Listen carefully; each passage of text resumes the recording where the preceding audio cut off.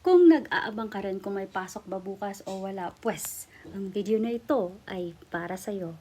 Suspendido ang pasok sa mga tanggapan ng pamahalaan at klase sa lahat ng antas. Bukas, araw ng Miyerkules, ika-23 ng Hulyo taong kasalukuyan sa mga babanggiting kong lugar.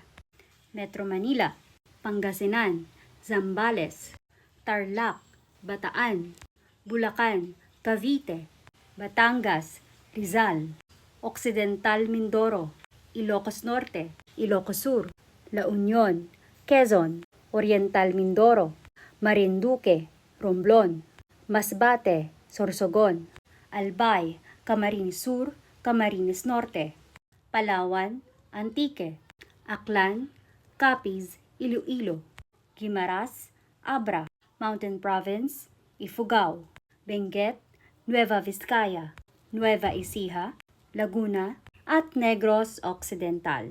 Yan ay ayon sa Presidential Communications Office, ayon sa direktibo mula sa Malacanang. Samantalang ang mga non-vital employees ng mga ahensyang may essential services ay maaaring magtrabaho sa ilalim ng alternative work arrangements. So sa mga pribadong ahensya, nasa boss nyo ang bola. So yun lang. If you like this kind of video, don't forget to subscribe to my YouTube channel and don't forget to follow for more. This is your little señorita. Stay safe and dry.